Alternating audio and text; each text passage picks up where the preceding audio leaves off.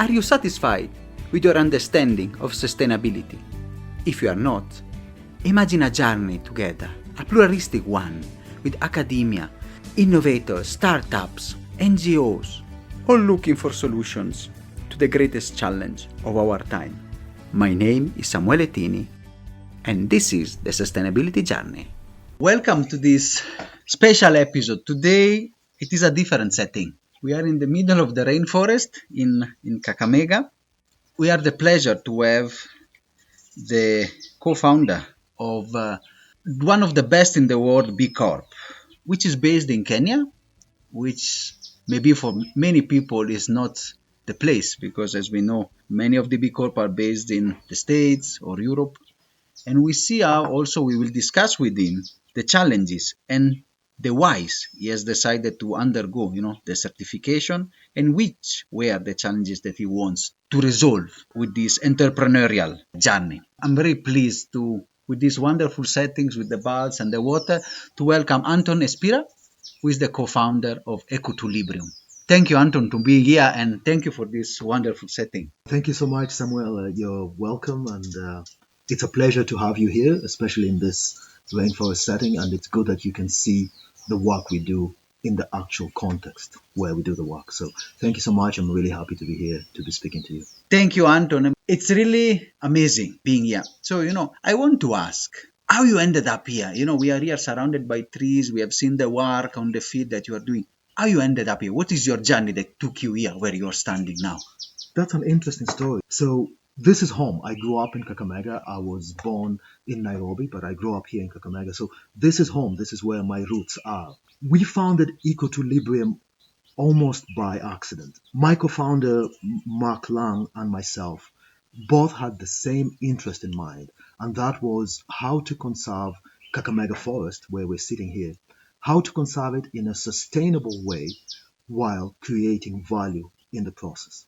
So Mark and I had never met before, and we both spoke to a lady called Marina Codes, who has been working in Kakamega for tens of years, and she's an expert in the area. And we both spoke to her about our idea, and she co-introduced us to each other. So Mark and I, set up a meeting, decided to meet. We spoke, and we realized that we both had the same big question in our mind. We both love the forest because Mark has worked here as well. And we both realized that conservation efforts to date are not working. And the big question for us was, why are they not working? We thought perhaps the approach to conservation was not being properly done. The value that was being created was not sustainable. So we started Eco2. We didn't know what journey lay ahead for us, but it was an interesting beginning, and so we find ourselves here more than 10 years later with a fairly successful company that's doing pretty well. We've won the B Corp awards, and I think we're trying to do a good job in our community. That is actually what really struck me when we first discussed, and also within the work of these days that in the field. It's really your approach to conservation is through a company. Yes. And I would like to dig it a bit deeper on that, because usually we associate conservation with NGOs or international agency, the UN, the government. So how is a company, and why? What is the particular approach that Eco2Librium is bringing to conservation? The issue at the root of the failure of conservation is that conservation is an economic choice. The people who are exploiting a natural resource, like the forest here, are doing so not because they have a malice or a negative intent. It's because they're making an economic choice. For example, they exploit the forest for firewood. Yes. Because they don't have an alternative cooking way, or because firewood is the cheapest way. They exploit the forest to cut trees because they sell the timber. So it's ultimately an economic choice. So if you want to address conservation, you could do a top-down approach where you protect the resource by building a fence. That works, but that is not sustainable. The other alternative is to create alternative value for people so that they don't have to exploit the forest. And one of the best ways to do that is to create jobs, yes, to give people work. where they have spending money. They have less time to carry out non-conservation positive activities and so on and so forth. So that seems quite, common sense. But then why go for a business rather than an NGO? Yes. So one of the things about NGOs is that in an NGO world, people are used to having a grant. They're used to Yes. having a handout. Yes. If you do ABCD, you can get something free. Yes. Right? So that distorts the whole system. In a business setting, people are making active economic choices about what they're going to do. And the reward they receive is not a positive reinforcement from an external body saying, oh, you did a good thing, you didn't cut the forest. Thank you, here is money. No, the reward they receive is an economic reward. In a business transaction, you do a proper business, you make some money, that is money that you can spend as part of the business. So we wanted that approach where everybody gets what they deserve, Yes. not what we think they deserve. That's one thing. The other thing is that we wanted to avoid a top-down approach, Yes. where we come from the West and tell people monkeys need to be saved, Yeah. so please stop cutting the forest. That seems intuitive to you and me, but if my children are starving, if I don't have enough food on the table, monkeys and trees are not my priority. Yes, My of course. priority is to make income to put food on the table. So we offer people a business alternative. One of our most successful projects is a stove project Yes. that's built around a business system where local community partners sell and install stoves. They make money from that process. The stoves help to save firewood, but that is a secondary benefit. All the beneficiaries in the project are benefiting economically from the activities they're involved in. They're creating value for themselves, they're creating an income, they have regular income, and they can easily see what benefits they're getting. And the conservation benefit happens to be secondary. And I think that's one of the important approaches. The other important approach we thought a business has a big advantage of is that it creates a much bigger incentive for people to be honest. Yes. Right? Because they're involved in business transactions. They don't have to lie to us and say things like, oh, I love the forest. That's why I'm using your stove. Right? People who are using our stoves, they might love the forest, but them using the stove has nothing to do with them loving the forest or not. It has most to do with them making an active choice that the stove improves my life, improves my economics, whatever. That's why I made the choice for the stove. Such a choice is more sustainable. Whether we are there or not telling people about conservation, people are making a positive choice regardless of whether there's a top-down approach.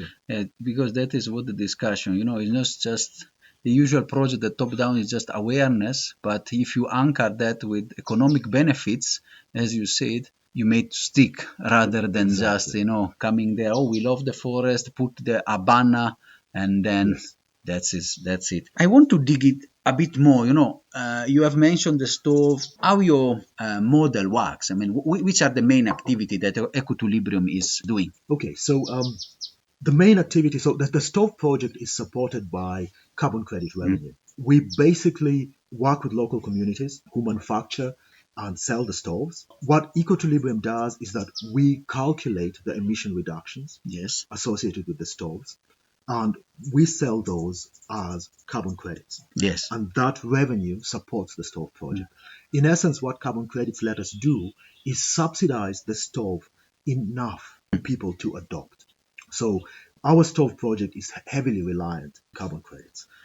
We have other projects that are not carbon credit related, but specifically to the stove, it's a carbon project. Yeah.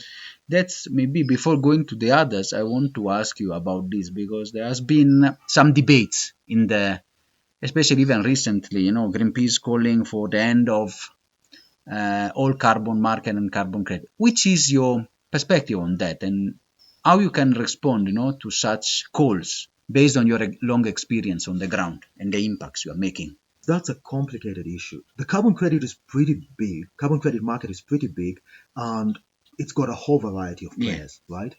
Often carbon credits are used to greenwash activity that's inherently negative for the environment, or it allows polluters to continue doing what they're doing and simply make payments to compensate for what Yes. they're doing.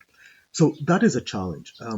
So I can understand some people's perspective. From our point of view, our carbon credits, especially as a B Corp, Yes. have created immense value in the community. They generate hundreds of jobs and they create a system that is beneficial to everybody. We try to minimize the subsidy that we offer communities through the carbon credits in a way that we actually increase every year. We actually decrease the subsidy percentage Yes. of the stove value every year. Try to create a more sustainable stove market down the road. So back to your question, we face a situation where we have to ask, okay, it is not a perfect system, but can you offer us a better alternative at the moment?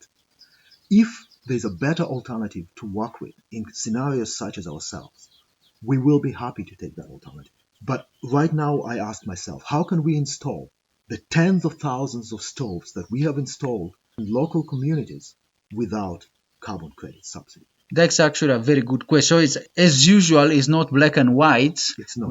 but it's gray. And for now, the alternatives are not there yet. Yes. And really, the impact that you are doing in the community was quite impressive because it's really 120,000, if I recall correctly, stoves installed. And really, the reduction and the impact is quite heavy because when we discussed with the lady, I recall that she was saying, from 3 loads of firewood per week just to 1. That seems maybe for somebody maybe sitting in somewhere in the US or in Europe, I mean, what does it mean? But for somebody living at the bottom of the pyramid, it's a huge difference in their income. It is huge. It is huge. And I would ask people to look at carbon credits in the context of the hundreds of other subsidies that Western economies survive on. Yes. Fossil fuels are heavily subsidized in many economies. Agriculture is subsidized. Many of the subsidies, for example, we know in the EU, agriculture is very heavily subsidized. Many of those subsidies are not transparent. The carbon market, much as it is a gray area, when the highest standards of verification and validation are applied, it's a fairly transparent system. Yes. So let's consider it as one of the many subsidies we have within the larger global economy that help us to have specific economic goals achieved. This one happens to have a positive impact. So that's one thing I would ask people to do. The other thing is I would ask people to do not to focus on the emission reductions, but focus on the lady you just mentioned, who now can go to the forest not 3 times a week, but once. Focus on the fact that she can now pay school fees for her kids. She has a little more time to work in her garden. So, yes, everything should be taken in context. Yes. Carbon credit is one of them. So I would ask, any listeners to really think about it from that point of view. And if we want to start eliminating all the gray areas that surround us in our quest to create a greener world, I think carbon credits is one of the lesser evil that we have. This dichotomy and sometimes the infights within the, let us say, the broader conservationist, environmentalist field just makes also happy, let us say, the other side. Exactly. Because That's a good point. It's really, as you say, okay, let them fight, and then as we continue pollute. The stoves is really remarkable. We'll talk even more, because it's really touched me a lot. But you're not only there, which other area Eco2Librium is exploring? So we consider ourselves a natural resource conservation company. Yes. With a focus on conservation of the forest. Yes. So one of the main drivers of forest destruction in Kenya is charcoal burning. Yes. And it's a huge unresolved issue. So one of the other projects we have is a biomass briquette project where we manufacture charcoal briquette from sugarcane waste. This is a non-carbon credit project. It's a simple business project where we manufacture and we sell the briquettes. It's a project that's focused on the circular economy. We have a lot of sugarcane factories in Western Kenya. They produce a lot of waste that's called bagash. Yes. This bagash has the potential to be a very good alternative to charcoal. So we produce these briquettes that we sell as an alternative to charcoal, and they're very well liked by the community and very well embraced. In fact, we can't keep up with market demands. So that's one of the other things we do. We also work with farmers quite a lot. We are trying to develop a large-scale agroforestry project that we hope will involve thousands of farmers. We need to decide if this project is going to be carbon credit based. Most likely we might have a subsidy from carbon credits, but the main focus of the project will be creating a value for the farmers Yes. from the crops they grow with the trees, as well as selling the trees that they grow. So that's one of the other projects. The other enterprise we have is a small solar company Yes. that's called Solibrium. It's a spin-off of Eco2Librium. And this is a last mile distributor of solar home systems that basically helps to distribute solar systems in the deep rural areas where we work. So those are some of the projects that we're doing. That is very interesting, especially for the listener, because Kenya has, as you know, let us say almost 90% of energy for consumption in the household is biomass. Yes. And I really liked when we visited the place for the briquettes, because for how much we discuss circular economy, we have seen that how a resource that was just lying idle there even was a problem for the companies, now is becoming a major driver of reduction of the destruction of the forest, because charcoal, it is, if not the main, we can say the main driver. It is. I would probably agree. Yeah. Yes, and and also cost-wise is quite interesting. So, and the other one, the agroforest, is really interesting. I really liked also the approach that you were saying about corridors. This agroforestry being a corridor for connectivity within the forest. And then let me ask you, because you have discussed a lot of things. You have conservation, the approach, the company, but then you added another layer, which also gives you also more, even, let us say, a different approach. That is the B Corp. Being a B Corp, which were the motivators that you have done, and which also, the changes that you have to do to adapt to the certification? That's an interesting question. We ventured into, we sort of stumbled upon the B Corp movement by accident. We had no intention of being a B Corp Yes. because, we understood ourselves as being a social enterprise. But Scott, who is one of our co-founders, one of our primary partners, found the B Corp movement. He brought it to our attention, and we looked at it and we thought, hey, this does apply to us in some ways. Yes. So why don't we go through the certification and see what it looks like? So we went through the certification and we realized we actually score pretty well. Not even pretty well. You are one of the best in the world. So that was never intentional. But then we realized that there's so much more deep value to the B Corp movement. Yes. One of the simple, values that comes out across immediately is that the B Corp movement gives us validation on what we're doing, recognized globally on something that other companies can understand. There's many famous B Corps. Patagonia, for example, the cloth maker, is a famous B Corp. To be able to sit down and tell you that being judged in the same template as Patagonia, we are scoring quite well, that is a matter of pride. But also Patagonia can look at us and say, hey, these guys are doing something that we are also trying to do. So suddenly we have a great equalizer across the business world that allows comparison between companies and allows validation and allows appreciation of the positive social and environmental impacts the companies are doing. Yes. So huge advantage in B Corp. That, of course, is a big advantage to investors, because investors can understand suddenly what you're doing, and they can understand that you have been evaluated and you have been measured on a global scale, and you're still recognized as doing something quite good. So the B Corp movement is an excellent way for us to draw attention to our positive work on a larger global picture. So that's a really big advantage. Like a badge of honor, and especially what you said, being based here in rural Kenya, in Kakamega forest, now you enter a network with the like of Patagonia, the Ben & Jerry, and others. Exactly. Yeah. So you are recognized one of them. What is your perspectives of the B Corp movement? Now that you are being part and you are, let us say, one of the best. 169, if I recall correctly. So it's really a huge scope. Which are your perspective of the B Corp movement? Is it a solution? Have we found a solution to the wicked problems of capitalism? Oh, that's a loaded question. I'll take you back one step. So one of the main advantages to being a B Corp is the recognition. But the other huge advantage that we have found as a B Corp is that we can self-assess our own work. Yes. And we can use that self-assessment for constant improvement. Yes. And I think that's one of the huge advantages of being a B Corp, is that it not only lets others know what you're doing, it lets you as a business see that there is alternatives to running a business that create widespread value. Yes. So we use the B Corp movement to really assess what we're doing. And I think a lot of businesses should turn to the B Corp movement, even if they don't want a full certification or they don't care how high the score. Yes. The evaluation process itself is a very good business activity. So that is one of the whatevers. Have we found a solution to the big capitalist problem? I think the solution has always been there. Everybody knows what it is. Most business people are very savvy, very intelligent.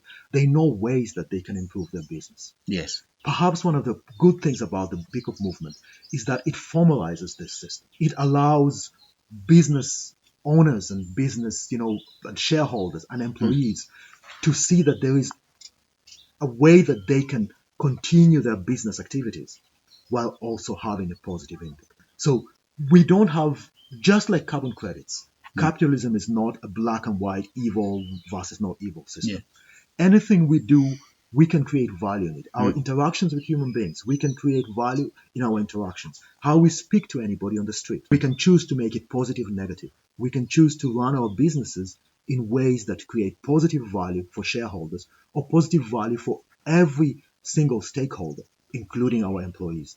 So these are active choices. So we haven't just found a solution to capitalism, but we have found B Corp offers a way to run businesses in a way that's positive for all stakeholders. That is actually the essence of the movement, also showing of resilience, even in this context of crisis. Let me take, you are a special B Corp because you are not based in the usual locations. Yes. And not in California and all this, where Patagonia and the other states, in Africa. From your perspective, which are there were peculiar challenges, and it's really a path that also you would recommend for other businesses in the emerging economies. Yeah, one of the challenges for businesses in Africa is a very basic economic challenge: how to survive as a business. Yes. To survive as a business, you need to have enough cash flow. Yes. Cash flow is dependent on the size of your market. Yes. If I have 1 million customers, I can make more money than if I have 100 customers. Yes. From the same basic business activity. In Africa, the need for sustainable businesses that also create positive social and environmental impacts is huge.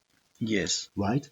Because, we are emerging economies. We can grow big multinational companies, but what if we start growing these companies from the grassroots as companies that create positive impact to all stakeholders? So this is a perfect time for African companies to consider the B Corp movement. Just as they're starting to grow, they can engender the DNA of B Corp into their growth strategies. And if this helps them to secure external investors, if this helps them to grow their markets, this is actually ideal. It's very challenging for us to preach to other companies to tell them, you should be a B Corp, when companies are struggling on the bottom line. They're struggling to make money. Yes. They're struggling to employ people. Yes. So Africa is ready for the B Corp movement, but we need also to have sustainable economies strong enough to support companies that can grow up as B Corps.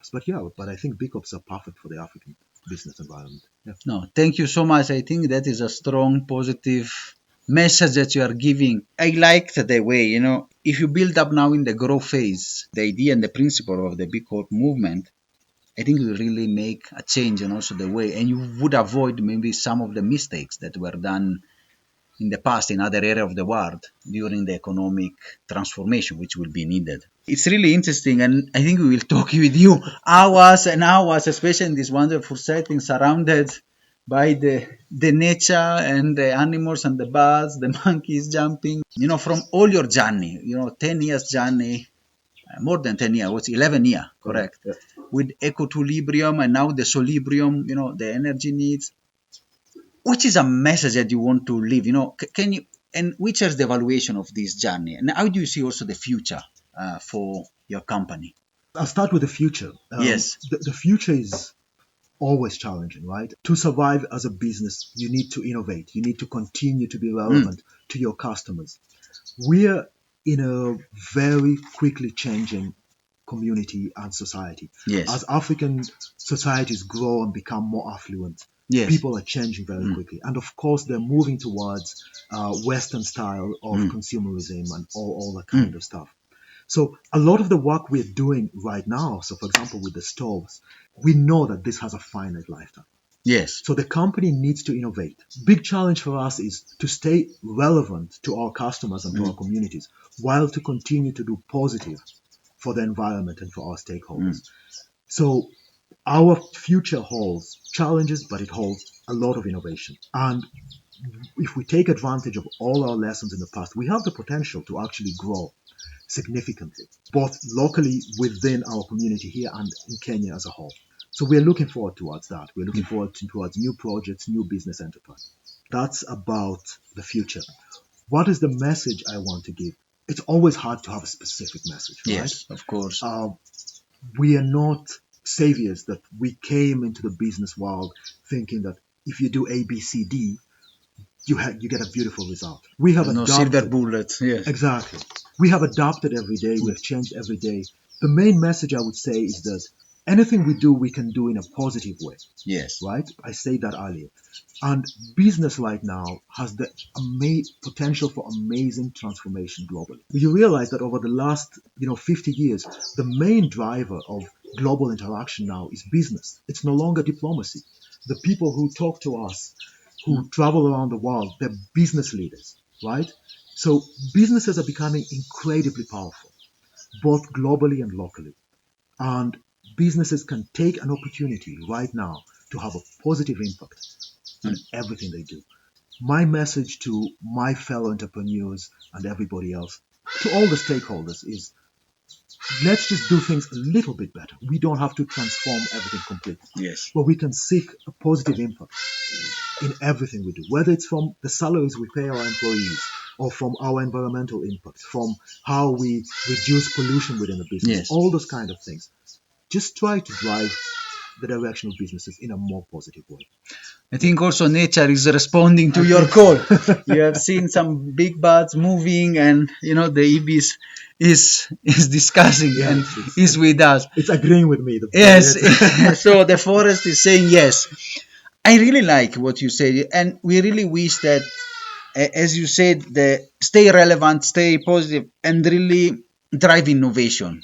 The work you are doing here in this corner of Western Kenya really needs to be spread, because the issue of conservation and preservation of the natural resources is not just a problem of the Kakamega forest, which is an important biodiversity spot and a wonderful forest, but it's really, let us say, a Kenya and a global problem. So we need more people like you really driving the future. And I really like what you said about the entrepreneur, because it's really, if everybody is moving in that direction, we will make a huge change, especially. Yeah. Thank you.